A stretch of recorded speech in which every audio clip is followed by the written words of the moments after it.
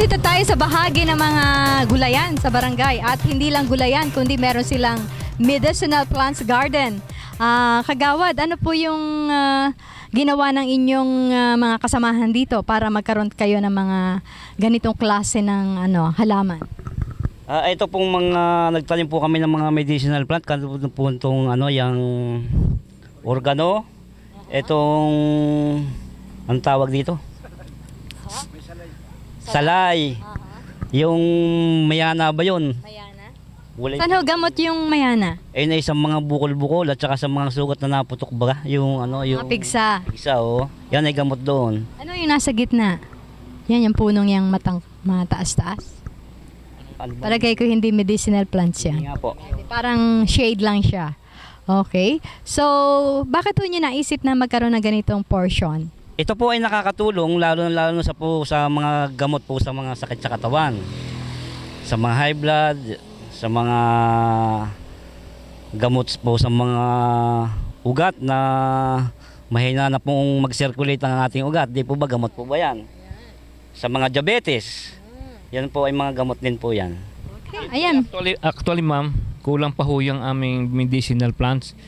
Hanggat meron po kaming nalalaman o makukuhang mga medicinal plants, amin pong lahat itatanim diyan. Nasa ganun po, hindi lamang po sa pangailangan ng iisang tao, dahil sa isang barangay po ay dating ang pagkakataon na kailangan ng mga nanganak, kailangan ng mga bata at ng matatanda.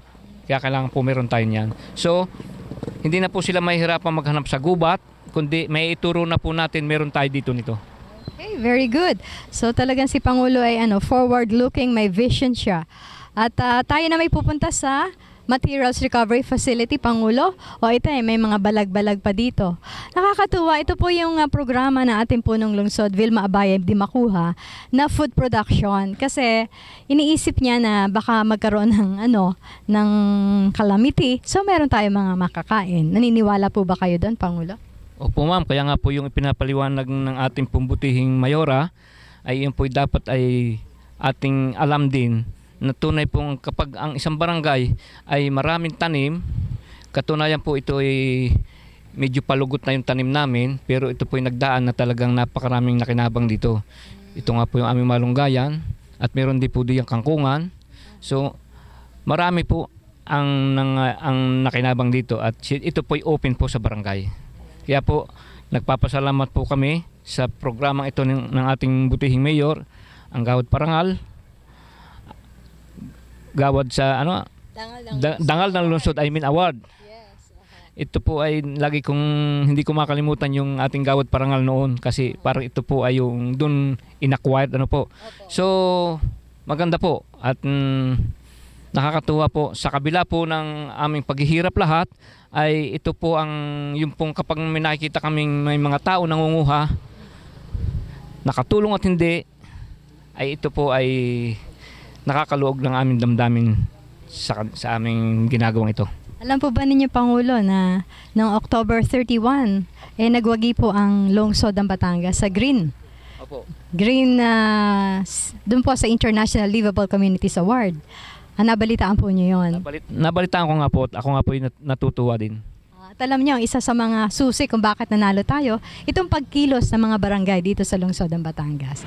Go, go, go! Tingay taas! Go, go, go! Tingay taas! Mabuhay!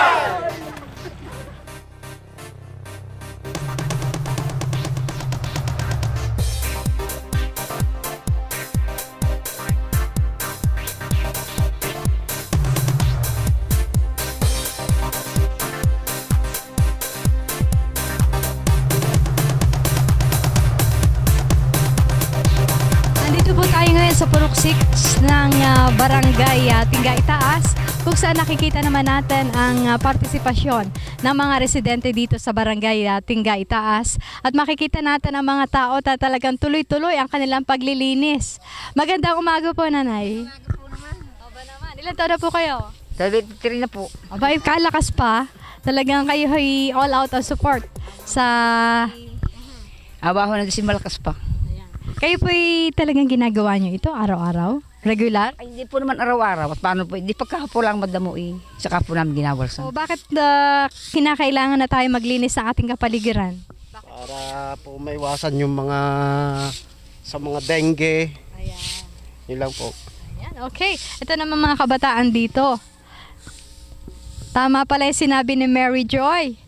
Talagang ito mga bata, ayan, naroon pa sa dulo, ang dami. Dami talaga ha.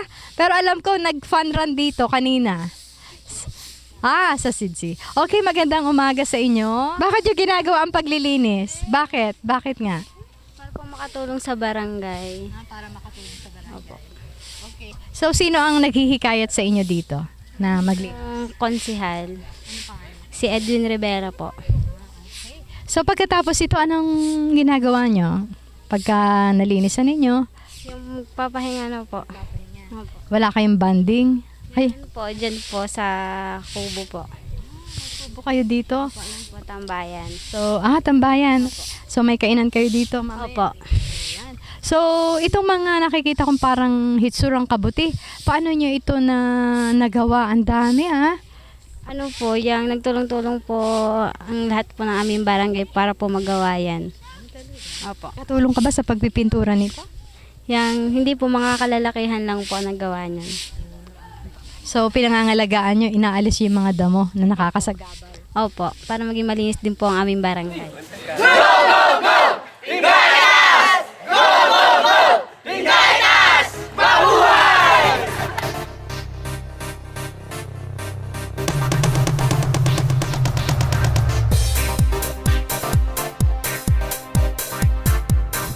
Medyo mataas ang araw pero tuloy pa rin po tayo kasi maganda naman ang kapaligiran, green na green.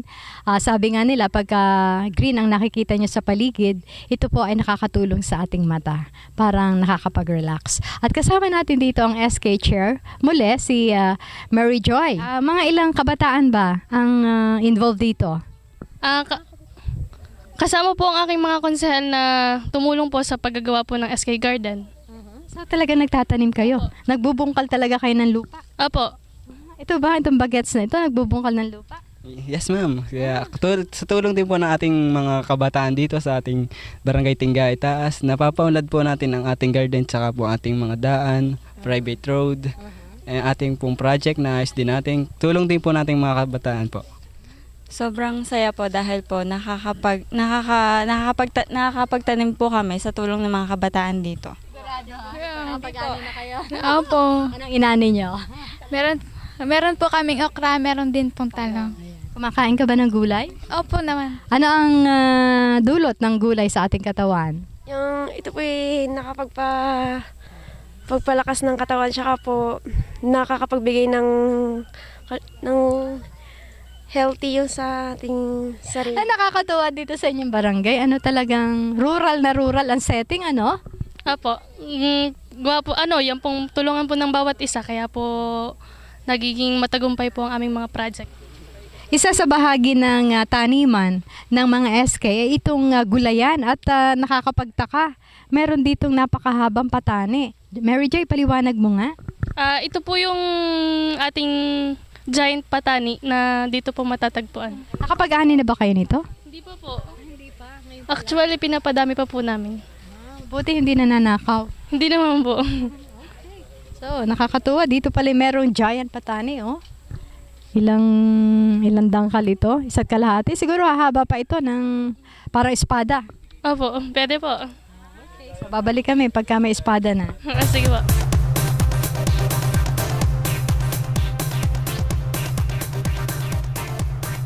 So, andito tayo ngayon sa Purok 5, kung saan ay ang Barangay Tingga Itaas ay may 7 sitio. Kagawad, nakakatuwa naman po itong inyong landmark dito. Paano po nyo ito nagawa? Sa pamamagitan po ng aking mga kapurok, sa pagtutulungan namin lahat, ay amin pong naipagawa yung mga landscape namin yan. So, ibig sabihin talagang kilalang-kilala kayo na Purok 5. Nilagay nyo dito sa pangalan ng inyong landscaping, Purok 5. Opo. At hindi ho nawawala yung common na site dito, yung mga kabuti. Ano ho? Opo. Dahil yan po ang aming pinagkaisahan dito sa aming barangay na aming ilagay na kabuti. Mga ilang buwan po nyo itong na ilagay sa bawat purok? Ilang buwan po? Matagal din po yan dahil yan po ay aming inaano pa, nililinis pa po yung bao tapos aming pong pipintura at lalagyan pa namin ng pinakatangkay para bumuo sa lupa. So nakakatuwa naman yung pagtutulungan ng mga tao. At itong punong ito ay parang naging basketball court na rin. Ano ho, maganda ang lilim ng mangga. Opo, dito po naglalaro yung aming mga kabataan. May paggagamitan pa yata kayo ng kawayan na ito. Gagawa po kami ng star dito, yung malaki. Para pa pagkapasko, amin pong may display dyan. Maganda umaga po. Kumusta po kayo? Ay, ito awaran Diyos matanda na malakas-lakas pa. Ano pangalan po? Mrs. Valeriano Plata. Valeriano Plata. Ano po yung ginagawa niyong tulong dito po sa inyong barangay para mapaganda at mapalinis? Yung nakakipagtulungan sa paglilinis na binabatasan yung mga apo-apo para makapagtulong-tulong na kuminsan po na hindi rin lagi at kung ako'y laging mga abala una maedad na at saka ako'y medyo busy sa barangay at ako'y madaming nakikipag-usap na ako'y laging makapunta sa kanila, panibasa ka magdadasal, kaya ganoon. Ay, mayroong buta-butang mga namamatay lang. Hindi ako masyado nakakatutok dahil ako'y madaming pinupuntang mga kaabalahan. Okay, naniniwala po kayo sa programa ni Mayor Vilma Abayde Makuha? Siyempre po naman, ay nakakabuti naman sa barangay. Tulad po ng ano? Tulad ng mga pagtatayo ng mga project. Isa pa yung mga lalo na yung mga EBD, nakakatulong naman talaga yun. Diba yung programa din yata yun ni Mrs. Yun ang aking pagkaalam. Saka kami nga ay mga senior citizen kami nasusuportahan ng mga bagay na ikasasaya. At saka, nanonood ka kayo ng sine, yung libreng sine? Ay, ako walang time. May po kami libreta. Dahil po yung hindi man yung tinatayong Mr. Co. President ng senior citizen. Di siyempre po yun pinapapamiting din namin na magsikuhan ng ganoon. Saka malaki pong katulungan dahil yun tulad na lang ng mga pagbili-bili ng mga gamot, diba naman yun ay malaki ng katulungan sa mga tulad namin.